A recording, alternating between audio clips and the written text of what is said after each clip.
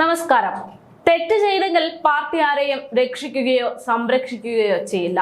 Party മുഖം രക്ഷിക്കാൻ ഒടുക്കം സിദ്ധാർത്ഥന്റെ മരണ വിഷയത്തിൽ പ്രതികരിച്ച് രംഗത്തെത്തിയിരിക്കുകയാണ് CPM സംസ്ഥാന സെക്രട്ടറി MV ഗോവിന്ദൻ. കേസിലെ പ്രതികൾ SFI ആയാലും മുഖം നോക്കാതെ നടപടിയെടുക്കുമെന്ന വീരപരാമർശങ്ങളൊക്കെയാണ് അദ്ദേഹം ഇപ്പോൾ നടത്തിയിരിക്കുന്നത്. എന്നാൽ പാർട്ടിയുടെ ചരിത്രവും ഗോവിന്ദൻ മാഷിന്റെ വാക്കും തമ്മിൽ യാതൊരു ബന്ധവുമില്ലെന്നതാണ് വിരോധാഭാസം. കാരണം ഈ പറയുന്ന പാർട്ടിയിലെ മിക്ക നേതാക്കന്മാരും ഗുണ്ടകളും കൊലയാളികളുമാണ് എന്നതാണ് പരസ്യമായ രഹസ്യം. ഇന്ന് പാർട്ടിക്ക് വേണ്ടി ഏറ്റവും കൂടുതൽ തല്ലും കൊലയും ഒക്കെ നടക്കുന്നത് വിദ്യാർത്ഥി സംഘടനയിലാണ്. ഈ പറയുന്ന CPMന്റെ വിദ്യാർത്ഥി സംഘടനയാണ് SFI എന്നത്. അതിന്റെ തലവരെ കണ്ടാൽ തന്നെ കാര്യങ്ങളുടെ കിടപ്പുവശം എന്തെന്നത് കുറച്ചുകൂടെ വ്യക്തമാകും. പറഞ്ഞു വരുന്നത് 10-32 വയസ്സ് പ്രായമുള്ള വിദ്യാർത്ഥി സംഘടനയുടെ നേതാവായ ആർഷോ ചേട്ടനെ കുറിച്ച്.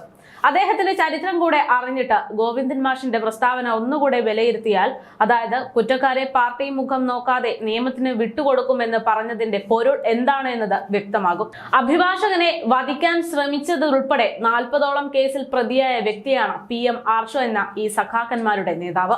വധശ്രമ കേസിൽ റിമാൻഡിൽ കഴിയവേ ആർഷോ സർവകലാശാല പരീക്ഷ പാസ്സായത് വലിയ വിവാദമായിരുന്നു. 2019 മഹാരാജാസ് ഹോസ്റ്റൽ മുറിയിൽ KSU പ്രവർത്തകനെ ആക്രമിച്ചതും ഇതേ ആർഷോ തന്നെയായിരുന്നു എന്നാണ് റിപ്പോർട്ട്. ഹോസ്റ്റലിൽ ആർഷോയും സംഘവും മദ്യപിച്ചത് ചോദ്യം ചെയ്തതിനായിരുന്നു അന്ന് ആക്രമണം അഴിച്ചുവിട്ടത്. SFI വനിതാ നേതാവിന്റെ പരാതിയുടെ കേസും വേറെയുണ്ട്. അങ്ങനെയുള്ള നേതാവ് നയിക്കുന്ന സംഘടന ആക്രമണങ്ങളിലേക്ക് നീങ്ങിയില്ലെങ്കിലേ അത്ഭുതമുള്ളൂ. അധികം കളിച്ചാൽ നീ തന്തയില്ലാത്ത കുട്ടിയെ പ്രസവിക്കുമെന്ന് SFI വനിതാ നേതാവിനോട് ആക്രോശിച്ചുകൊണ്ട് അടിവയറിന് ചവിട്ടാനോങ്ങിയത് SFIയുടെ സംസ്ഥാന സെക്രട്ടറിയായ ഇതേ PM ആർഷോവും സംഘവുമായിരുന്നു. ജാതിപ്പേര് വിളിച്ച് അധിക്ഷേപിച്ചും വസ്ത്രങ്ങളിൽ കയറി പിടിച്ചും ആ പെൺകുട്ടിയെ ആക്രമിച്ചു. SFIക്കാർക്ക് വഴിവിട്ട സഹായം ചെയ്തത് ചോദ്യം ചെയ്ത Pathanamthitta Kadammanitta Mount Zion Law കോളേജിലെ നില S പണിക്കർക്ക് നേരിടേണ്ടി വന്നത് അന്ന് കൊടിയ പീഡനമായിരുന്നു. മതിയായ ഹാജറില്ലെന്ന പേരിൽ പുറത്താക്കപ്പെട്ടപ്പോൾ നില നിയമ പോരാട്ടം നടത്തിയാണ് തിരികെ എത്തിയത്. എന്നാൽ ഹാജരില്ലാത്ത SFI നേതാക്കൾ യഥേഷ്ടം പരീക്ഷ എഴുതി പാസ്സായി. ഇത് ചോദ്യം ചെയ്തതിന് DYFI പെരിനാട് ബ്ലോക്ക് സെക്രട്ടറിയും CPM ഏരിയ കമ്മിറ്റി അംഗവുമായ ജെയ്സൺ ജോസഫ് സാജൻ ചെയ്തത് കൊടും ക്രൂരതയായിരുന്നു. തലപിടിച്ച് ശക്തിയായി ഭിത്തിയിലിടിച്ചു. ഇടതു ചെവിയുടെ കേൾവി ശക്തി 60% അന്ന് അവർക്ക് നഷ്ടമായി.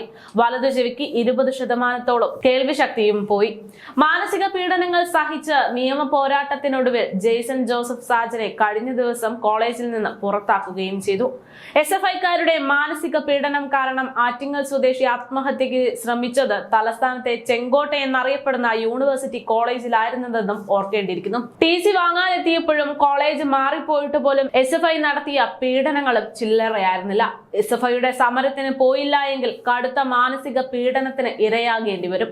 SFIക്കാരുടെ പോലീസിംഗ് വിധേയരായി കോളേജ് മാറിയും പഠനം ഉപേക്ഷിച്ചും പോയ വിദ്യാർത്ഥികൾ കേരള ചരിത്രത്തിൽ ഏറെയുണ്ട്. ഇനിയുമുണ്ട് CPM സഖാക്കന്മാരുടെ കേടായ ചരിത്രങ്ങൾ ഒട്ടേറെ. അവരെയെല്ലാം പൊന്നുപോലെ സൂക്ഷിക്കുന്ന പാർട്ടി നേതാവാണ് ഇപ്പോൾ സിദ്ധാർത്ഥന്റെ മരണത്തിൽ കാരണക്കാരായ നേതാക്കന്മാരെ, അതായത് അത് സഖാക്കന്മാരാണെങ്കിൽ അവരെ സംരക്ഷിക്കില്ല എന്നും നീതിക്ക് മുമ്പിൽ കണ്ണടച്ചുകൊണ്ട് തന്നെ കൊണ്ടുവരുമെന്നെല്ലാം വാഗ്ദാനം നൽകിയിരിക്കുന്നത്. അത് തന്നെയാണ് ഈ വിഷയത്തിലുള്ള ഏറ്റവും വലിയ വിരോധാഭാസവും.